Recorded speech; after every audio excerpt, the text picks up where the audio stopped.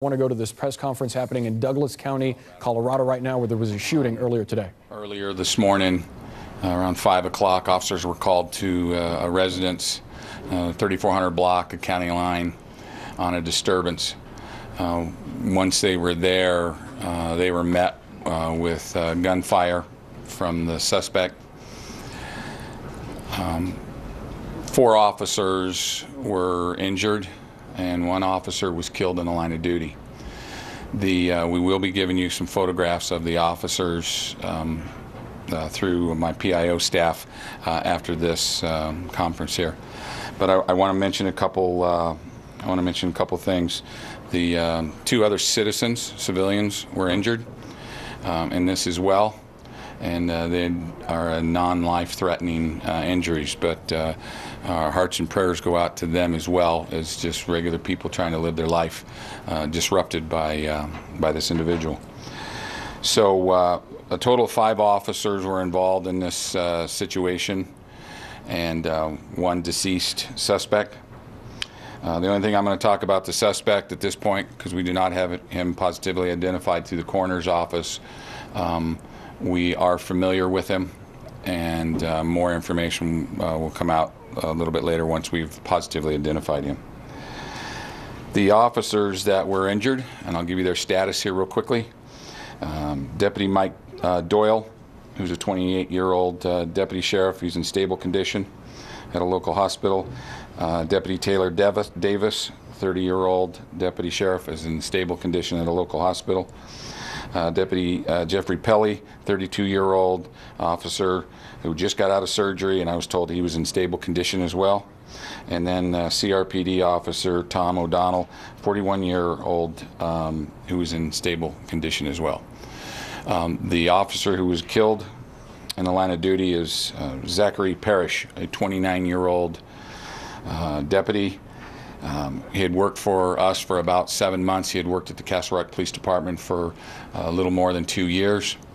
He is survived by his wife and 2 children. I spent some time with his wife. I can't tell you how difficult it is for a leader to sit down with the spouse of an officer who was killed in the line of duty.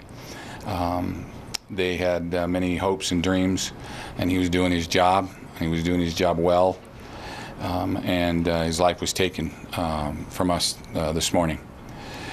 I want to thank the men and women of the Douglas County Sheriff's Office for responding to this and doing a great job of containing it and trying to keep other civilians from being injured.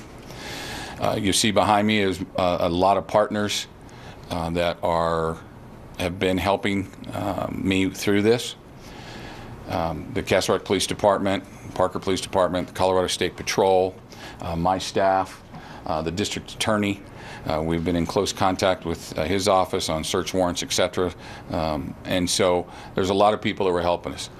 I can't even name and I don't want to name all of the agencies that came to assist us.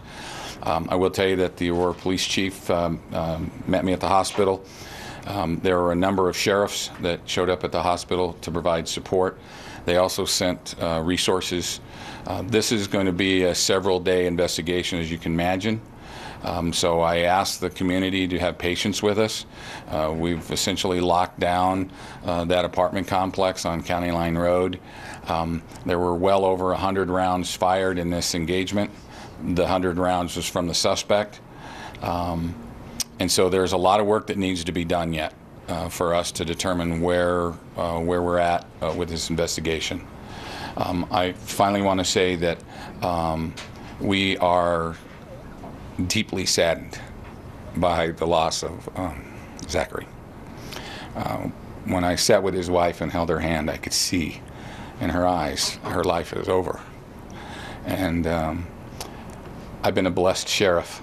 I've had wonderful things happen to me, wonderful savings. My deputies have been shot, ran over, and they've survived. It was very difficult today to go see Zach for the last time. I thank all the citizens, and I really thank the people that have come to this station here, and the outpouring of support. They've brought food and stuff. My detectives will be working around the clock, as will the detectives from the Arapahoe County Sheriff's Office, the 18th Judicial District, support units that are helping us. So there'll be a lot of folks here eating that, so I thank you for doing that, and I thank you for your prayers. I ask you for that again. It's not a simple thing. It is a very meaningful thing to pray for Zach's family. They're still coming into town, and his wife and his 2 little people. So I'll answer a few questions. A lot of stuff that we're not going to share at this point, and I apologize right up front. So I'll do a few questions if you have some. Sheriff, can you give us just a sense of the timeline, how long this unfolded, and how you finally brought it to a conclusion with the suspect being shot? We responded to the residents at 5:14 this morning on a verbal disturbance, and it was almost immediately after that, upon arrival of the officers, the shooting took place. The officers were injured and were extricating themselves away from the apartment complex. And then other officers came in, and we maintained and secured it. The suspect continued to shoot at officers for some time until he was engaged by officers and was killed. Was that a SWAT team, or was that It was members of a joint task force unit.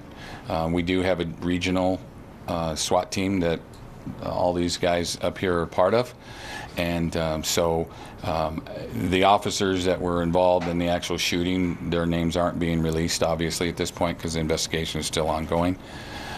But they are part of a regional task force. Can you tell us if Zachary was the first one of the first ones on scene, because of, so we can understand why so many people got shot? The 4 officers all arrived at the same time, and they went into the house at the same time and contacted him in a bedroom portion of the apartment complex. And the sequence of the officers who was shot first, I don't have that available. We'll hopefully get some body cam footage that will help me answer some of those questions. Although I do know that all of them were shot very, very quickly, and they all went down almost within seconds of each other. So it was more of an ambush type of attack on our officers. He knew we were coming, and we obviously let him know that we were there to investigate the disturbance. And so I don't have any other particulars on. What kind of weapon, sir? When you said that you guys are familiar with him, and you said you can't say much more, but can you give us an idea of how many calls to that apartment you've had in the past, or how well are you familiarized with this particular suspect? If it's who we believe it is, we know that he has had law enforcement contact on a number of occasions. I was told just a few moments ago that there was no criminal history, so he has had encounters with law enforcement throughout the metro area, and that's about the only thing I can say right now. What kind of weapon, Sheriff? That is still being determined by the investigators. We do know that it was a rifle, and other than that, I can't tell you. Can you tell us more about Zachary and his children, please? Yeah, I'll come right back to you, Anastasia. What was that? Was this a domestic violence incident? In general speaking, are those the most violent type of incidents that your deputies encountered? Well, yes, they are. Domestic violence investigations are very, very dangerous. When the officers arrived at the apartment, they quickly figured out that that there was some kind of unfortunate circumstance that was taking place in that apartment. And immediately started to investigate it, and that's when they were shot. Can you tell us more about Zachary? I know he worked with you for a short time, but how old are his children, and why did he choose to come work for you? I don't know why he chose to come to work for us. He worked for a great police department. He came from the Casualty Police Department, and loved it there. And they're a great agency, and so he chose to come over to Douglas County. His children are young. That's all I'm going to say at this point right now, but he has 2 very young children.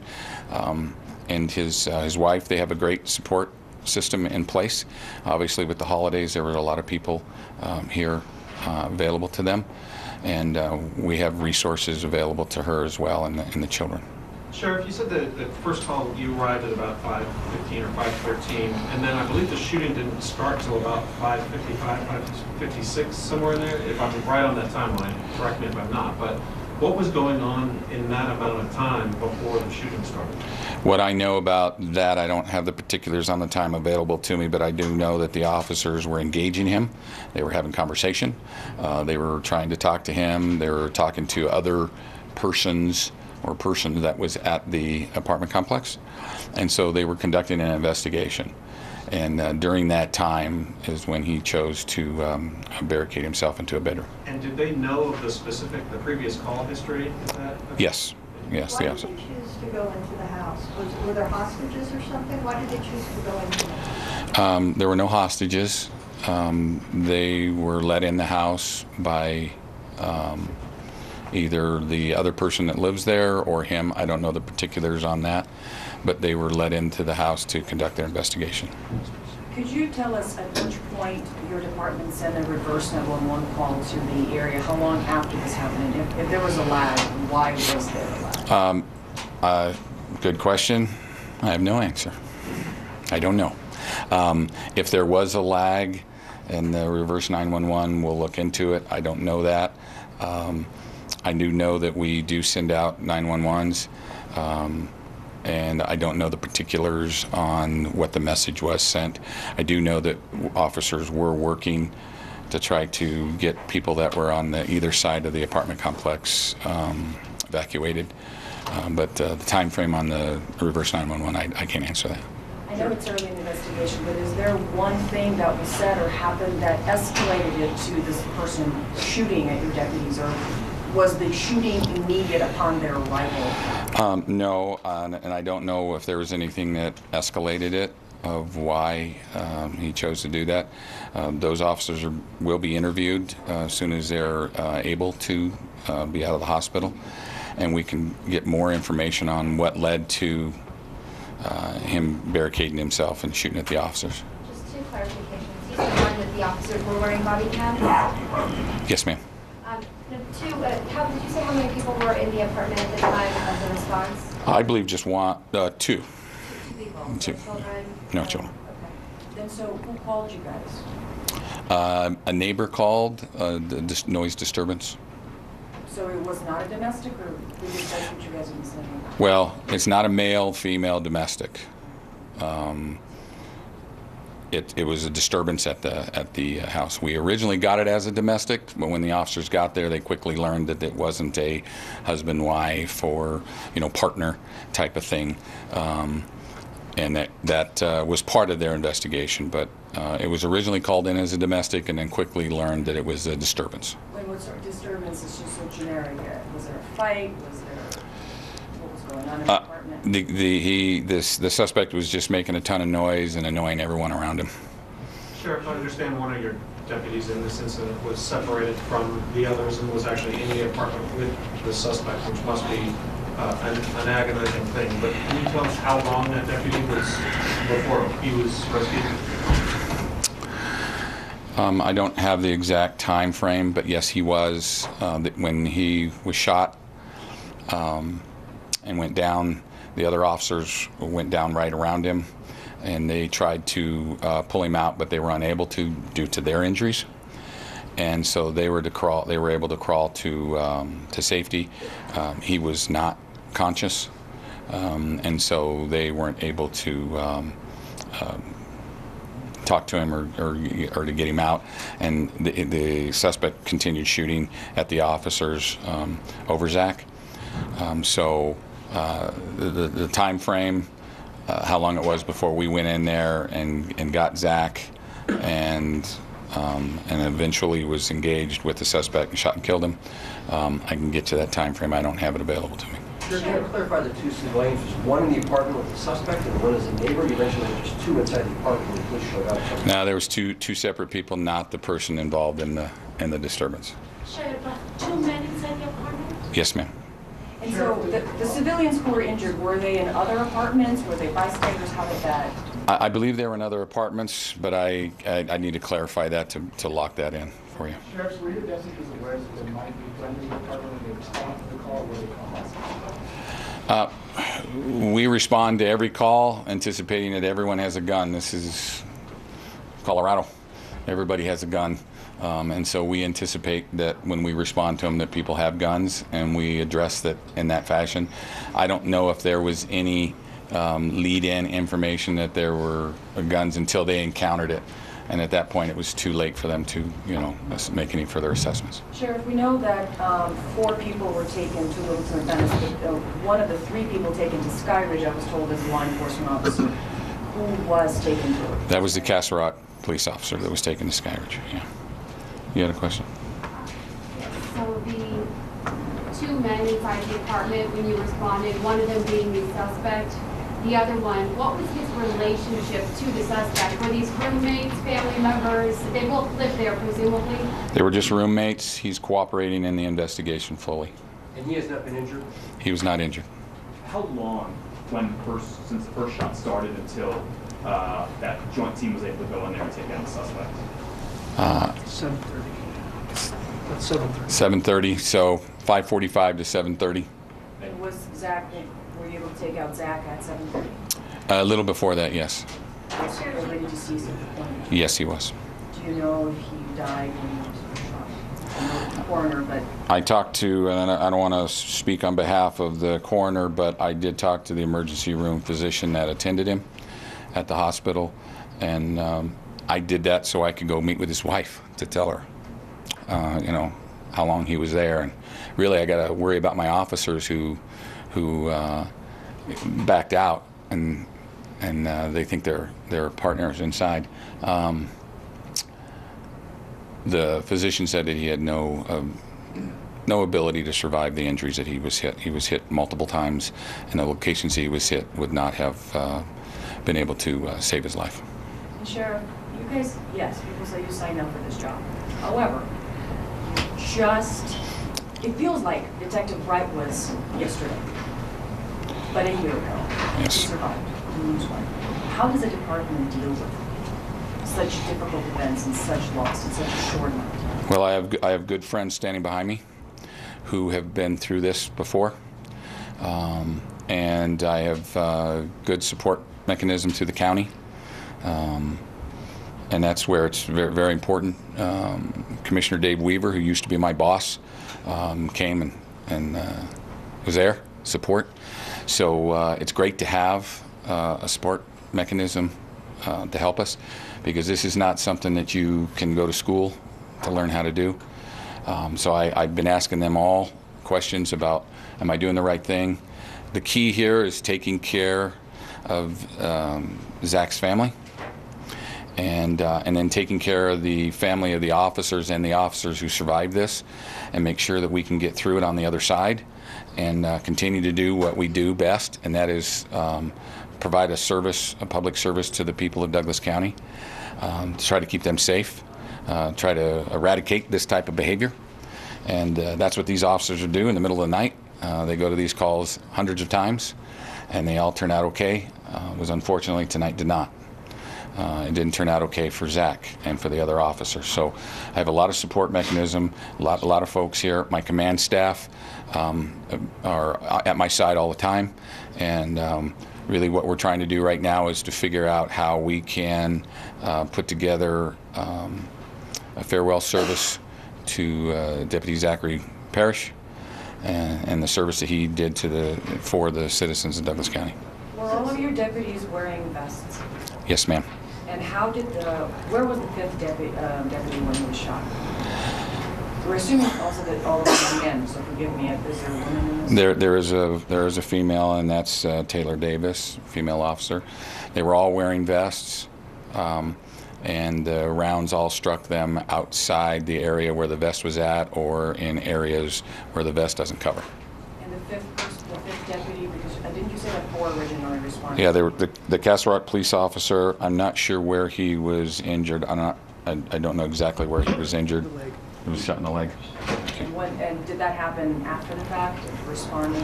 I was told that he's a SWAT officer, right? Yeah, that was, I believe that was when they were engaging him to go rescue Zach.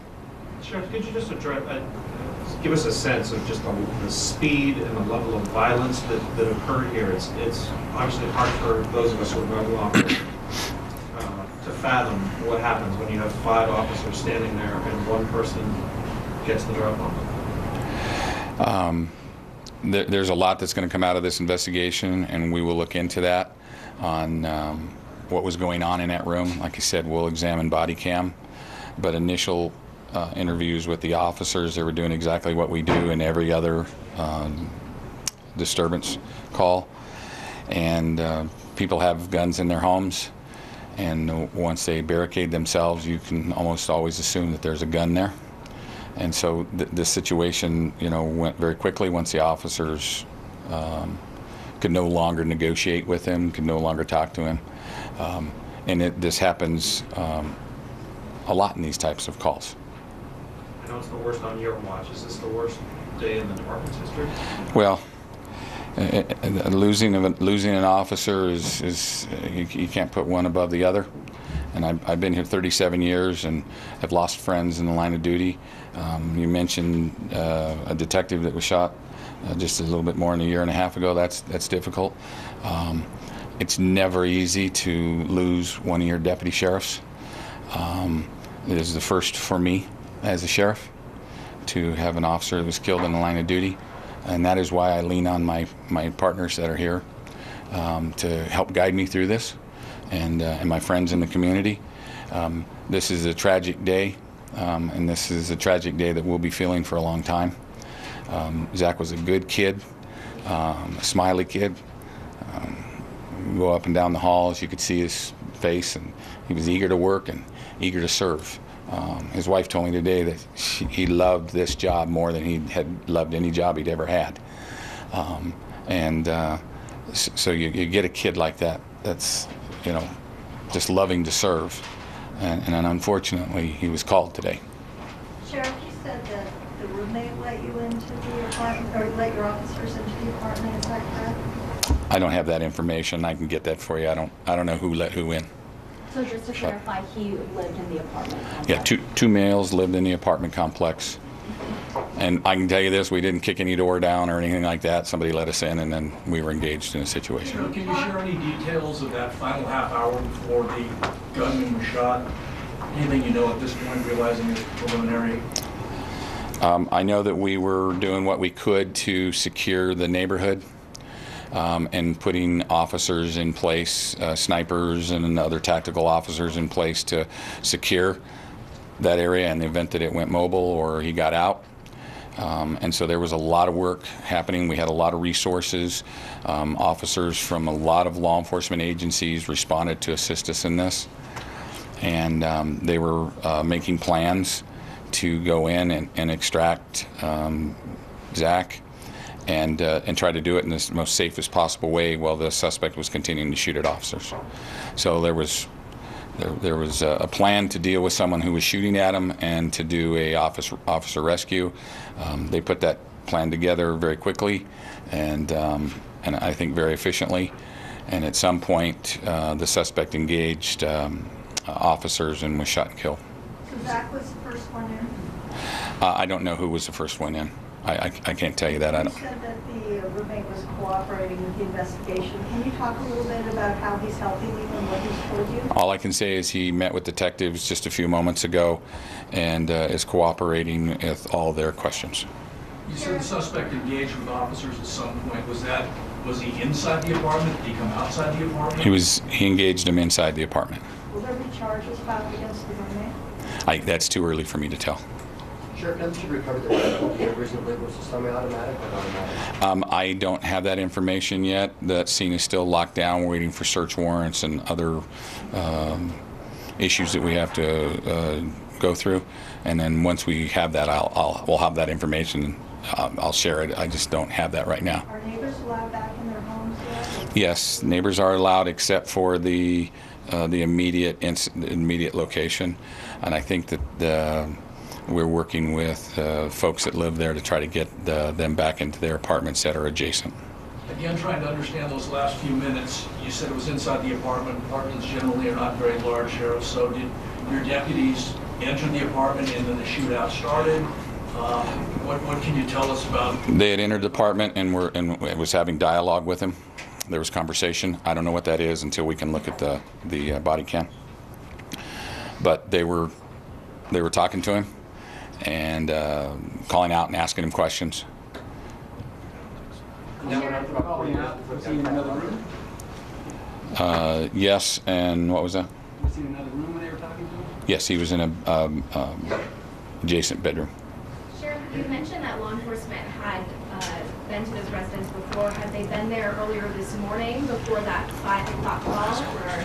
Yes, we were. We were there earlier, around 1:30, on a noise complaint. But when the officers arrived, there was no noise, and they couldn't find any evidence that there was any kind of issue going on. So they left, which again happens all the time. And forgive me, maybe you've answered this. How much? We're actually not going to be taking any more questions. We will be putting out a press release here shortly.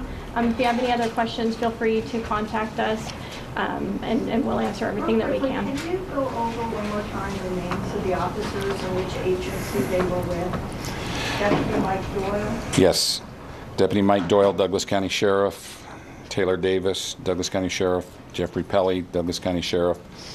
And Officer Tom O'Donnell, Castle Rock Police Department. And then Zachary Parrish, Douglas County Sheriff. Pardon me? Could you spell Jeffrey Kelly's name? Pelly? L-E-Y or? P-E-L-L-E. Pelly. The first name of Davis, please. Taylor. Taylor, T-A-Y-L-O-R. Yes, ma'am. And to clarify, that your officer, Castle Rock's officer, was he shot outside of the, or within the perimeter after all this happened? We don't know exactly that information yet until we finish conducting the investigation. And as Lauren has said, if you have any further questions, you can try to get what you can off of our press release. We probably will not be doing another stand-up like this. Information will come out through our press release, through either Twitter or Facebook. Would you consider one tomorrow, maybe, sir? No, we won't be doing another one. Yeah. So we'll share the status of the officers, but that's it. Okay. Thank you all very much. We've just been listening to Sheriff Tony Spurlock of the Douglas County Sheriff's Office in Colorado. He was speaking about a shooting, a deadly shooting this morning in the Highlands Ranch area, where 5 law enforcement officers were shot, one of them killed. 2 other civilians were also shot, their injuries non-life threatening. The suspect, we understand, has also been killed. Officials would not confirm his identity, but they say that this is someone who they are familiar with. I want to bring in CNN law enforcement analyst Tom Fuentes. Tom, listening to some of the details there from the sheriff, we understand there were more than 100 rounds that were fired by this suspect. He was someone that they apparently had encounters with before, though the sheriff said that he had no previous arrest record. They were let in the house. He called this an ambush-style attack. Do these details indicate to you that this may have had a certain level of premeditation, Tom?